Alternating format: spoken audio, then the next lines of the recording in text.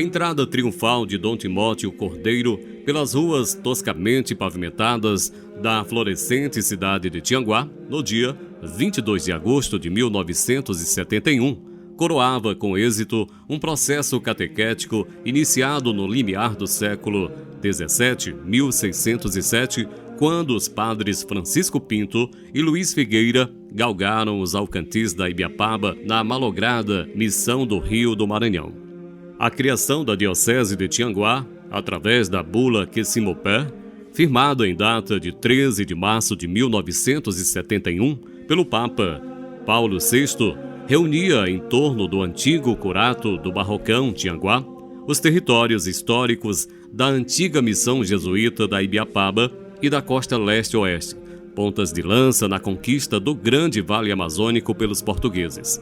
O ato da instalação da Diocese de Tianguá naquele festivo 22 de agosto de 1971 trazia consigo significados grandiosos. A Diocese é a unidade geográfica mais importante da organização territorial da Igreja Católica. O bispo, escolhido e nomeado pelo sucessor de São Pedro, o Papa, representava o discípulo de Cristo, apóstolo, presente no meio do povo.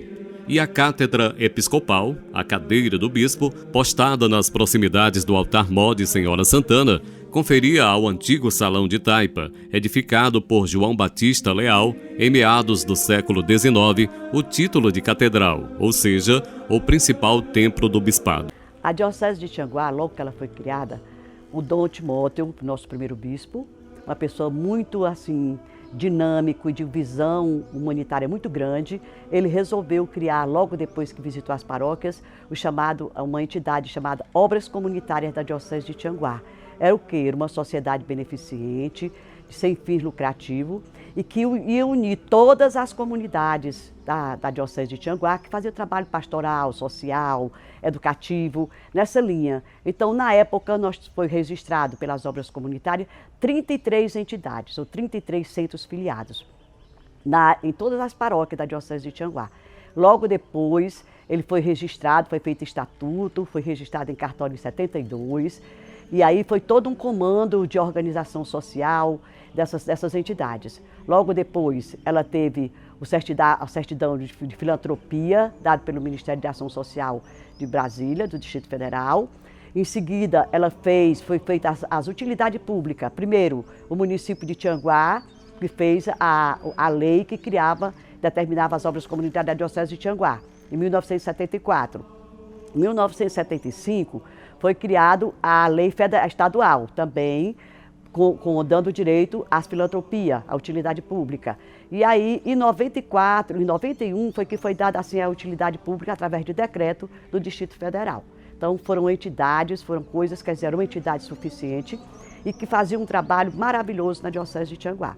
Logo depois, com a chegada com o tempo, com as mudanças que vão acontecendo, as paróquias foram assumindo as suas obras.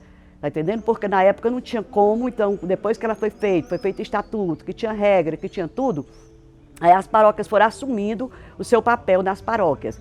E aí foram se dividindo, foram tudo, e a paróquia foram assumindo, e ficou um trabalho eficiente, mais feito nas comunidades, centros comunitários, creches, escolas e outras coisas. Então, foi um trabalho muito bom que a Diocese desenvolveu. A chegada do Dom Timóteo fez essa criação. O Dom Xavier, quando chegou, deu ênfase a esse trabalho, desenvolveu e tornou esse trabalho ainda mais eficiente, que foi muito importante para todos nós. E foi feita algumas mudanças, alguns centros que já iam se organizando também. E com a chegada do Dom Edmilson, que é o nosso terceiro bispo, ele também conseguiu pegar toda essa questão, mas na parte de organização, documental, dessas coisas todas também. E hoje, resumindo, nós temos filiado às obras comunitárias da Diocese de Tianguá somente 6 centros. Um em Camusim, um em Granja, um no município do Graça e 2 aqui no município de Tianguá, que é a Promoção da Mulher e o Instituto Educacional de Tianguá, o IET. E na Guaraciaba do Norte, o Escola Benjamin Soares, no Benjamin, que são 6 centros ainda que fazem parte das obras comunitárias hoje, que estão ainda em organização. O que é que a gente pode dizer?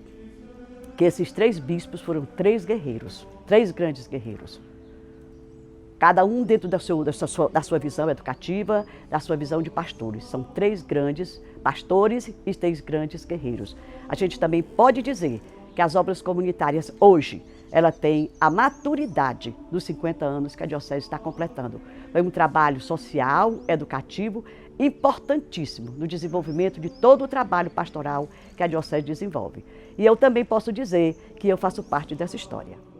Constituída politicamente pelos municípios de Tianguá, Viçosa do Ceará, Ubajara, Ibiapina, São Benedito, Guaraciaba do Norte, Carnaubal, Croatá, Graça, Granja, Camocim, Chaval e Barroquinha. A Diocese de Tianguá recebeu como parte integrante da sua jurisdição eclesiástica 2 espaços riquíssimos em história. O antigo território da missão jesuíta da Ibiapaba, uma das mais ricas do Brasil, e uma porção da notória costa leste-oeste, cenários de fatos memoráveis da história colonial do Ceará. Como já foi dito anteriormente, o processo de catequese que culminou com a criação da Diocese de Tianguá remonta ao início do século XVII, 1607-1608, quando os padres jesuítas Francisco Pinto e Luiz Figueira empreenderam viagem missionária ao Rio Maranhão.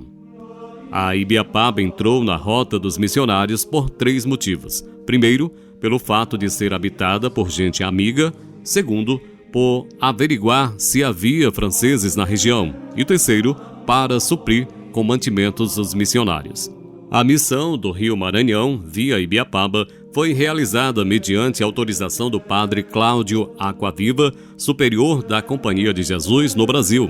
Essa jornada missionária é narrada em detalhes pelo padre Luiz Figueira, no documento intitulado Relação do Maranhão. Nessa mesma jornada, o padre Francisco Pinto foi cruelmente assassinado pelos índios Tocarijus em 11 de janeiro de 1608. O grande Serafim Leite, fundamentado nos escritos do padre Luiz Figueira, narra que foram atacados por aqueles índios Tocarijus na sexta-feira enfroitada da Epifania, a 11 de janeiro de 1608. Defenderam-nos os índios amigos, sendo feridos mortalmente 2, entre os quais o fidelíssimo Antônio Caraibipocu. Ferido este, os selvagens arremeteram ao padre Francisco Pinto, e tendo-lhes uns mãos nos braços, estirando-lhes para ambas as partes, ficando ele em figura de cruz, outros lhe deram tantas pancadas com um pau na cabeça que lhe fizeram pedaços. Luiz Figueira, que deveu a vida achar-se naquela casa desviada e ao ter se recolhido no mato, durante a irrupção dos selvagens, passado o sangrento alvoroço, tratou de voltar ao mar. No sopé da serra de Ibiapaba, deixou sepultado o corpo de Padre Pinto junto dele, um de cada lado, os 2 valorosos índios que morreram em sua defesa.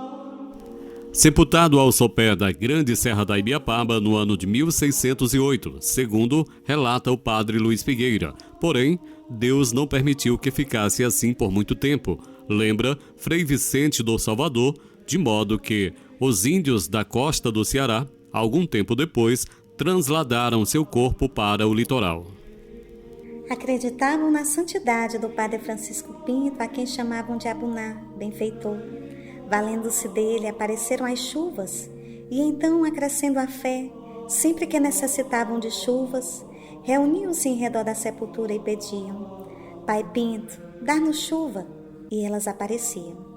E quando eram muitas, vinham pedir-lhe sol. O sangue do padre Francisco Pinto selou o pacto entre os tabajaras e os missionários da Companhia de Jesus nos altiplanos da Serra Grande e, retornando Luiz Figueira ao distante Pernambuco, deixou plantada em solo ibiapabano a preciosa semente do cristianismo.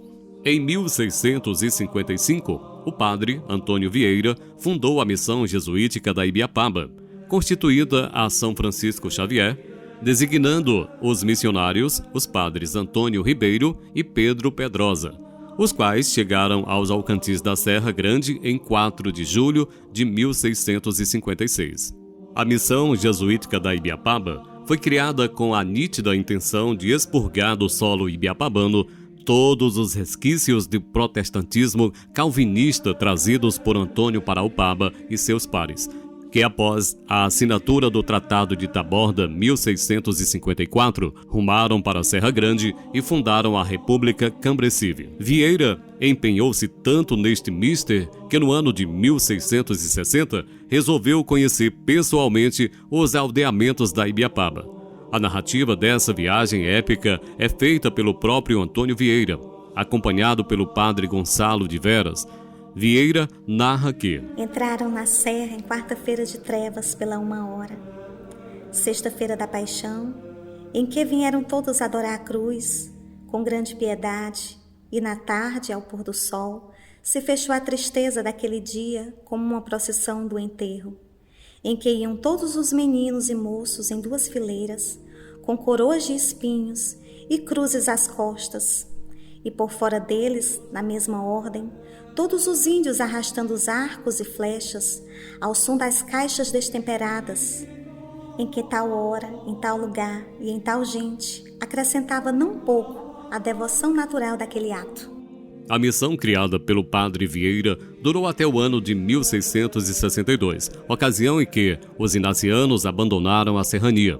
Entre os anos de 1662 e 1671, os padres da Companhia de Jesus atuaram na Ibiapaba como missionários itinerantes, sob o comando do padre Jacó Coglio. Somente no ocaso do século XVII, os padres Arsênio Gago e Manuel Pedroso estabeleceram definitivamente a presença jesuítica na Serra da Ibiapaba.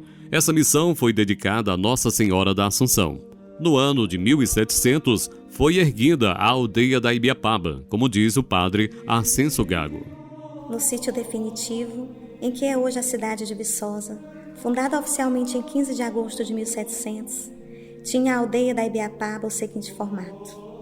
O lado do nascente foi ocupado por Dom Jacó de Souza e Castro e seus índios. O principal Dom Salvador Saraiva e seus comandados foram instalados no lado do poente. E para o sul, fechando o quadro da aldeia, situou-se Dom Simão Taminhobá e seus índios. Me chamo Gilton Barreto, estou como secretário de Turismo, Cultura e Meio Ambiente de Viçosa do Ceará.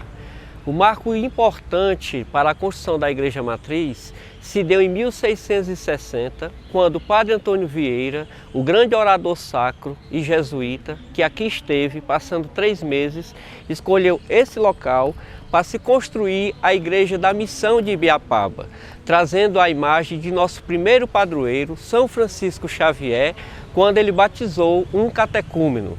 Em 1696, o outro jesuíta, padre Arsênio Gago, iniciou a construção da Igreja da Missão de Ibiapaba, que passou a ter o nome Igreja Matriz de Nossa Senhora da Assunção, onde, com os índios tabajaras, tiveram 3 dias de festas na sua inauguração.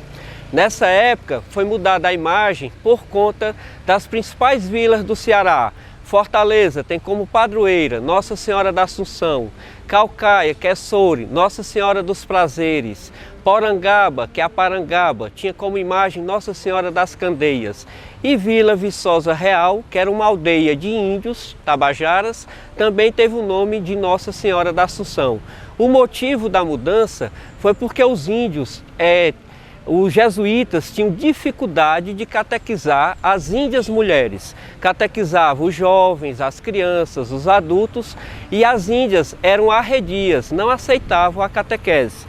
Então, nessa dificuldade, se entronizou nessas principais vilas do Ceará a imagem de nossa padroeira Nossa Senhora da Assunção, que se encontra no Museu Dom José Tupinambá da Frota, em Sobral, que é uma imagem semelhante a uma índia. O rosto, os cabelos compridos, o rosto bem bochechudo, diferente das imagens atuais que tem o rosto afilado. Então, essa foi a importância da catequese, né, que eles aplicaram a fé, né, a caridade e a esperança, que era catequizar esses gentios que aqui estavam na missão do Grão-Pará, Maranhão, e na missão de Ibiapaba. Da Diocese de Tianguá, ou seja, da extrema leste do município de Camusim até a Barra do Rio Timônia, também foi palco de grandes acontecimentos no período colonial. Em data de 24 de julho de 1612, Navegando nas proximidades de Camusim, a bordo de uma caravela da esquadra francesa enviada ao Brasil pelo rei Luís XIII, os padres capuchinos Claude de Beville e Yves de Evreux divagavam contemplando a Ibiapaba na vastidão do horizonte. Demoramos-nos aí até terça-feira, 24 de julho, dia em que nos pareceu estar o vento de feição para acabar nossa viagem. E assim levantamos o ferro logo pela manhã e fomos sempre costeando até perto do rio Camusim, em cuja proximidade vimos uma montanha muito grande e muito alta, e bem proeminente na terra chamada Ibiapaba. Poucos dias depois, os franceses desembarcavam no Maranhão, onde fundaram a França Equinocial. E foi a partir do porto natural do antigo rio Camusim que durante vários anos, corsários franceses e holandeses transportaram para a Europa produtos extraídos da costa brasileira, sob o ambarcris, abundante naquelas praias, e o pau violeta, colhido nas fraldas da Ibiapaba. A propósito, o forte construído pelos holandeses em meados do século XVII, no rio Camusim, serviu de base para o então governador Batavo Gerdon Morris explorar o norte da capitania à cata de riquezas. Esse mesmo forte, depois da expulsão dos holandeses em 1654, serviu de abrigo para as forças lusitanas, chefiadas por André Vital de Negreiros, conforme narra Aníbal Barreto. Não se precisa a data em que os holandeses construíram em Camusim um pequeno fortinho. Entretanto, possivelmente, pode ter sido em 1641, quando o governador holandês do Ceará, Gedeon Maurice, viajou pelo norte da capitania a título de exploração e a cata de riquezas. Em 28 de fevereiro de 1644, este fortim foi atacado e tomado pelos índios, que trucidaram a guarnição Batava.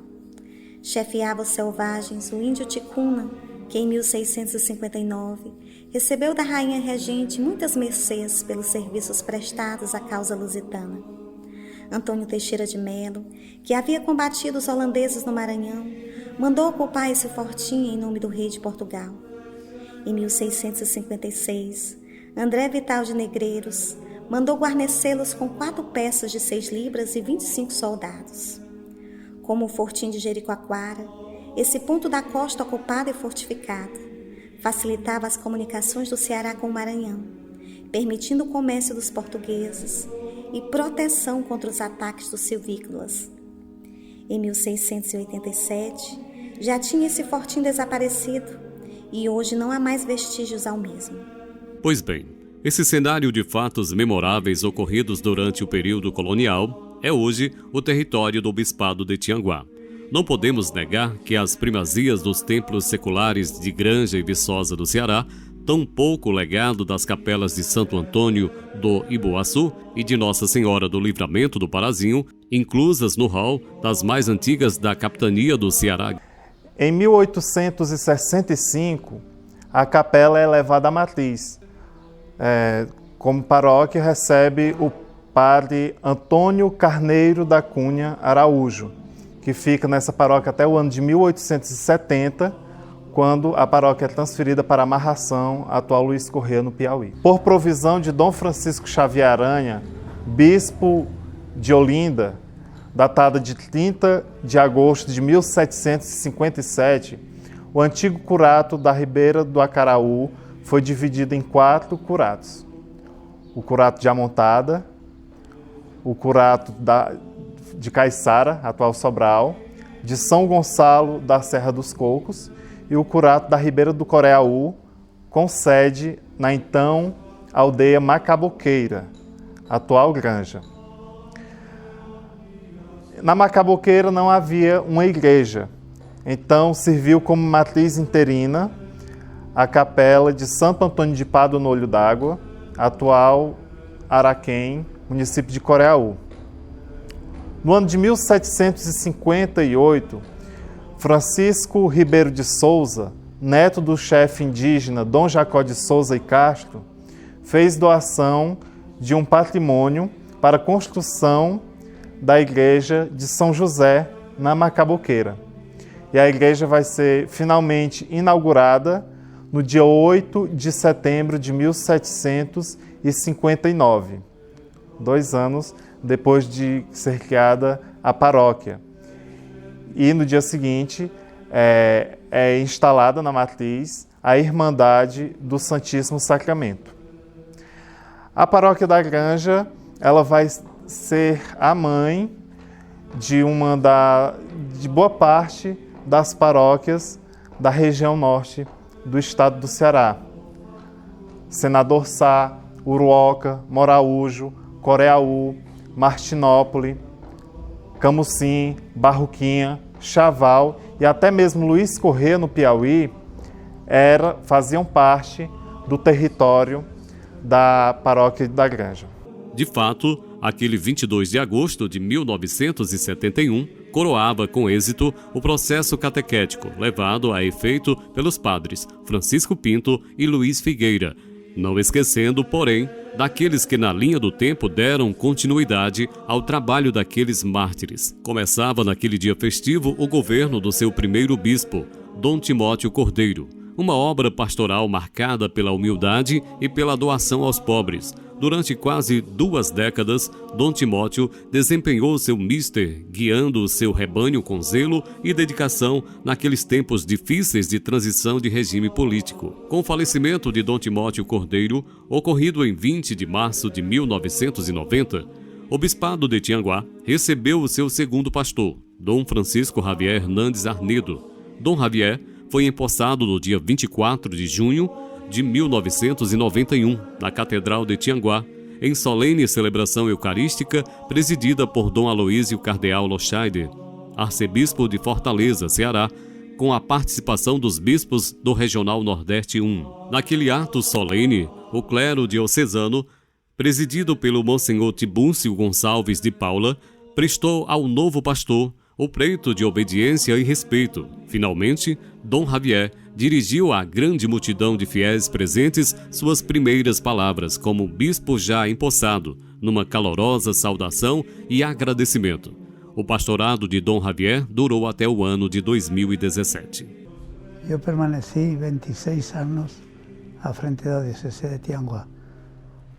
Cheguei aqui em 1991 y levaba un ano de sede vacante, que significa ausencia de bispo, ¿no? Pela morte de Dom Timóteo, pues ficou sede vacante ou sem presidência de um bispo. Bom, primeiramente a gente tem que ter um bom projeto pastoral, né? De administração, geralmente nós não temos maior preparo, em princípio, porque no meu caso, por exemplo, a minha vida circulou mais em sala de aula, em colégios, e nesse sentido você tem uma certa dificuldade para se situar nas coisas. Mas foi assim, com o interesse de montar um projeto pastoral, que reuni mais ou menos as pessoas que começaram a trabalhar comigo, os que já estavam e colaboravam com a diocese, e foi feito assim uma programação logo depois de entrar. É um crescimento excelente, eu acho que nós demos uma arrancada boa em termos de instituição, de diocese. A diocese de Tianguá é estimada em seu grau de organização e de trabalho pastoral. E a gente espera que isso produza bons frutos para frente, não é? Estão se modernizando nossas cidades, está chegando um desenvolvimento um tanto acelerado, não é?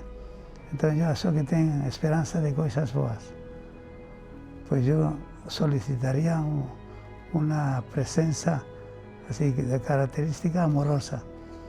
Nós temos que amar nossas igrejas e também alternar ou trabalhar juntos as diversas igrejas, porque toda igreja produz seus frutos e tem a presença de Deus e do Espírito de Deus, não é? Então, que ao aproximar-nos à vida de uma comunidade nova, ou uma diocese que celebra um jubileu, que recemos por ela, que admiremos os frutos bons que foram produzidos durante este tempo. Nós estamos aqui neste mundo para realizar nossa vocação, nossa missão, e ela cuida de realizar a missão dentro da grande igreja que é o povo de Deus reunido em comunhão. No dia 15 de fevereiro de 2017, a Diocese de Tianguá recebia o seu terceiro pastor. Aceitando a renúncia de Dom Javier Hernandes Arnedo, o Papa Francisco nomeou Dom Edmilson Neves Ferreira para o governo pastoral da Diocese. Dom Edmilson tomou posse como bispo de Tianguá no dia 20 de maio de 2017. Às 17h30, após calorosa acolhida à entrada da cidade por uma representação do clero e de autoridades, bem como o povo de Deus proveniente de inúmeras paróquias e comunidades, aconteceu a solene posse do excelentíssimo reverendíssimo Dom Edmilson Neves Ferreira, na função de terceiro bispo da Diocese de Tianguá. A celebração eucarística da referida posse contou com a presença de 13 bispos provenientes dos regionais Nordeste 1 e 4, incluindo o excelentíssimo reverendíssimo Dom José Antônio Aparecido Tosi Marques, arcebispo metropolitano de Fortaleza, Ceará. Passados 50 anos daquele festivo 22 de agosto de 1971, a Serra, o Sertão e o Litoral se unem mais uma vez em grande festa e jubilosos, vibrantes, felizes, saudam o seu amado pastor. Que permaneça o amor fraternal.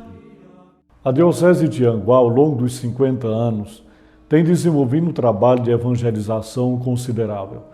Evidentemente, nós devemos tudo isso à ação do Espírito Santo que conduz a Igreja, que longe de ser uma instituição meramente humana, ou uma ONG, ou um clube, ou uma associação, é na verdade o corpo de Cristo.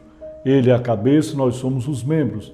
De tal maneira que essa trajetória histórica foi percorrida segundo o projeto de Deus. E o que nós pedimos a Deus é que nos ajude para que iniciemos uma nova contagem em direção ao centenário. Uma igreja discípula, uma igreja missionária, uma igreja em saída, uma igreja capaz de ir ao encontro das pessoas onde elas residem, onde elas estão, para anunciar o Evangelho. Afinal, esta é a missão da igreja, tornar Cristo conhecido e amado. Celebrar 50 anos, portanto, é celebrar a gratidão, mas ao mesmo tempo celebrar o compromisso de continuarmos a nossa ação evangelizadora, atentos ao apelo de Cristo que diz: ide pelo mundo inteiro e anunciai o Evangelho a toda criatura. Que Deus abençoe a Diocese de Tianguá. Que Deus nos conceda a graça de correspondermos sempre às inspirações do Espírito Santo e que toda a nossa estrutura, todo o nosso ser, pensar e agir esteja a serviço de Cristo. Ele é o centro. Nós somos apenas administradores dessa graça que Ele nos concede de conduzir o processo de evangelização. Parabéns, Diocese de Tianguá, 50 anos de caminhada. Parabéns a todos aqueles que fazem parte dessa bonita caminhada de fé, dessa bonita caminhada na presença de Deus. Deus seja louvado e que Senhora Santana, padroeira de Tianguá, padroeira da nossa Diocese, continue intercedendo por nós e que Nossa Senhora nos proteja, nos cubra com seu manto de amor. Ao Senhor a honra, a glória e o poder pelos séculos dos séculos. Amém. Sobre todos invoco a bênção de Deus e a proteção da Virgem Maria.